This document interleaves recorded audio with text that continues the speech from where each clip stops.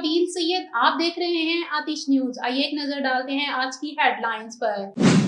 सिंध के जिला टंडुवाला यार्ड में तेल और गैस दरियाफ्त हुई। निजी टीवी की रिपोर्ट के मुताबिक OGDCL की जानिब से जारिया अलामिया में बताया गया कि सिंध में दर्स वेस्ट कुआं नंबर 2 की 2081 मीटर खुदाई की गई, जहां से 360 बैरल योमिया खाम तेल भी दरियाफ्त हुआ। OGDCL का बताना है कि इस दरियाफ्त से योमिया 85,10,000 मरकब फुट गैस हासिल होगी। नई दरियाफ्त से मुल्की इम्पोर्ट बिल में हातिर हवा कमी होगी। नई दरियाफ्त से OCDCL और मुल्की तेल और गैस के जराये में हातिर हवा इजाफा होगा।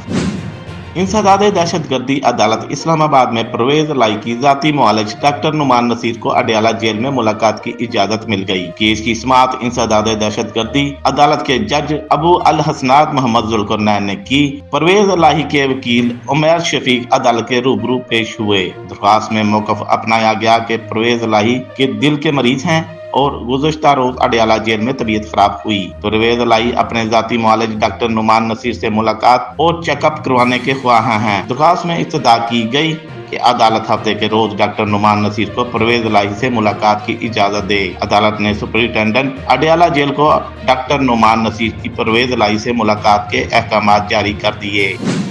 बैनुल-अक़वामी मंडी में खाम तेल की कीमतें 6 माह की कम तरीन सतह पर आ गई। बैनुल-अक़वामी मीडिया के मुताबिक आलमी मंडी में खाम तेल की कीमतों में 4% से ज्यादा कमी रिकॉर्ड की गई है, जिसके बाद बरतानवी खाम तेल की कीमत में 48 सेंट की कमी हुई, जिससे फी बैरल कीमत $73.82 हो गई। अमरीकी खाम तेल में 33 सेंट की कमी से क्रूड ऑयल $69.05 पर ट्रेड कर रहा है। आलमी मंडी में खाम तेल और गैस की कीमत में कमी हुई है, जिसकी वजह से पाकिस्तान में भी पेट्रोलियम मसनूआत की कीमतों में कमी का इम्कान है। माहिरीन के मुताबिक खाम तेल की कीमत आलमी खपत और ओपेक पैदावार की कटौती पर शकूक के सबब कम हुई है।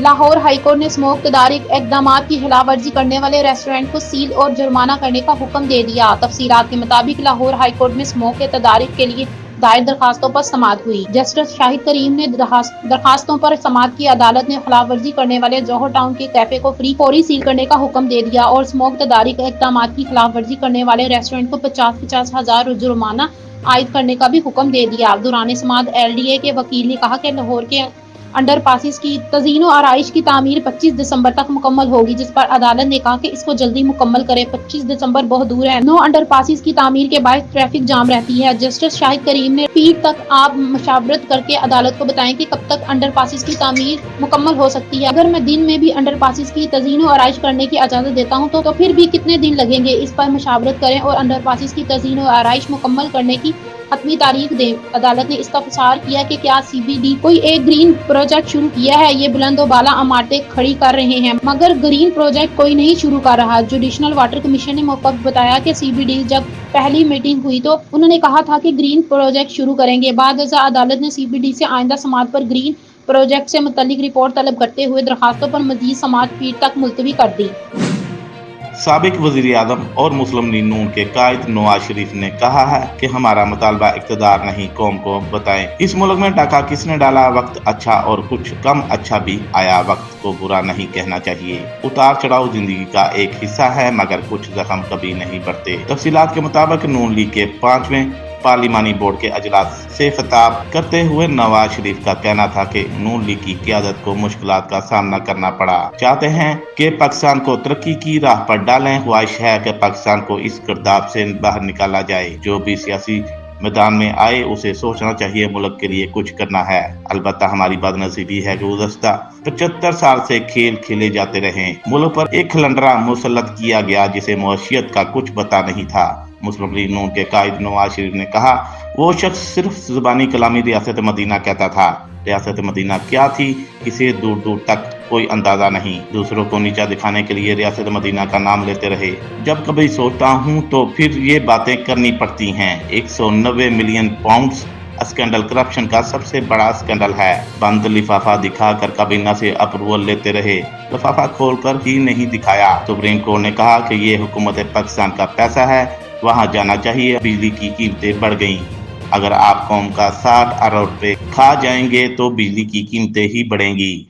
60 अरब रुपए ना खाते तो बिजली का कारखाना लग जाता। हमारी कोशिश है कि मुल्क को मसाइल से बाहर निकालें।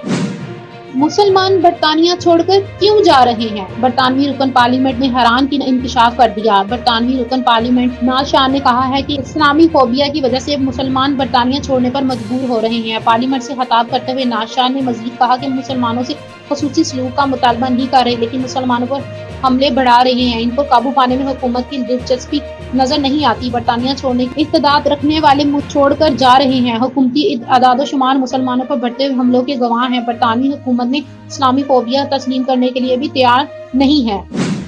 حکومتی کوششیں رنگ لانے لگی۔ سرمایہ کاروں کا اعتماد بحال ہونے سے پاکستان اسٹاک مارکیٹ میں روز بروز ریکارڈ قائم ہونے کا سلسلہ جاری ہے۔ کاروباری ہفتے کے آخری روز کاروبار کے آغاز پر ہی پاکستان اسٹاک مارکیٹ میں زبردست تیزی دیکھی گئی۔ اسٹاک مارکیٹ پہلی بار 66,000 پوائنٹس کی سطح عبور کر گئی ہے۔ اسٹاک مارکیٹ میں 1436 پوائنٹس اضافے کے ساتھ 100 انڈیکس 66,155 پوائنٹس کی سطح پر ٹریڈ کر رہا ہے۔ نیشنل کانفرنس کے سربراہ فاروق عبداللہ نے بھارت کے وزیر داخلہ امت شاہ کے بیان پر رد عمل ظاہر کرتے ہوئے کہا کہ مسئلہ کشمیر اقوام متحدہ میں لے جانے اور جنگ بندی صرف نہرو ہی تنہا ذمہ دار نہیں، بلکہ آخری وائس رائے لارڈ ماؤنٹ بیٹن اور سردار ولبھ بھائی پٹیل بھی برابر کے ذمہ دار ہیں، اور اگر ایسا نہ ہوتا تو پاکستان پونچھ اور راجوری پر بھی قبضہ کر لیتا۔ روزنامہ کے مطابق سینئر صحافی محمد صالح ظفر کی رپورٹ کے مطابق یہ تنازع اس وقت اٹھایا گیا کہ جب بھارت میں انتخابات قریب ہیں۔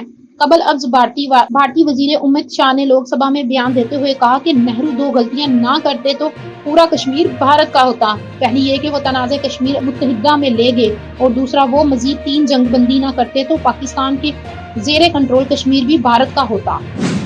حکومتی کوششیں رنگ لانے لگی۔ روپے کی قدر میں اضافہ، ڈالر آج پھر سستا ہو گیا۔ انٹر بینک میں ڈالر 37 پیسے سستا ہونے کے بعد 283 روپے 75 پیسے کا ہو گیا۔ گزشتہ روز انٹر بینک میں ڈالر 284 روپے 12 پیسے پر بند ہوا تھا۔ انٹر بینک میں ڈالر 284.14 روپے سے کم ہو کر 283.75 روپے پر آ گیا، جبکہ اوپن مارکیٹ میں امریکی ڈالر 285 روپے پر برقرار رہا۔ اوپن مارکیٹ میں یورو 306 روپے، برطانوی پاؤنڈ 369 روپے، اماراتی درہم 77.80 روپے اور سعودی ریال 75.80 روپے پر برقرار رہا۔ دوسری جانب پاکستان اسٹاک مارکیٹ میں روز بروز ریکارڈ قائم ہونے کا سلسلہ جاری ہے۔ کاروباری ہفتے کے آخری روز کاروبار کے آغاز پر ہی پاکستان اسٹاک مارکیٹ میں زبردست تیزی دیکھی گئی ہے۔ اسٹاک مارکیٹ پہلی بار 65,000 پوائنٹس کی سطح عبور کر گئی۔ اسٹاک مارکیٹ میں 653 پوائنٹس اضافے کے ساتھ 100 انڈیکس 65,371 پوائنٹ کی سطح پر ٹریڈ کر رہا ہے۔ گزشتہ روز پاکستان اسٹاک مارکیٹ 64,718 پوائنٹس پر بند ہوئی تھی۔ پاکستان کرکٹ ٹیم کے سابق کپتان شاہد افریدی نے شاہین افریدی کو آسٹریلیا کے خلاف پاکستان کا اہم ہتھیار قرار دے دیا۔ پاکستان اور آسٹریلیا کے درمیان 3 میچز پر مشتمل ٹیسٹ سیریز کا 14 دسمبر کو آغاز ہونے جا رہا ہے، اور سابق کپتان شاہد افریدی اس سیریز میں کافی سخت مقابلے کی توقع کر رہے ہیں۔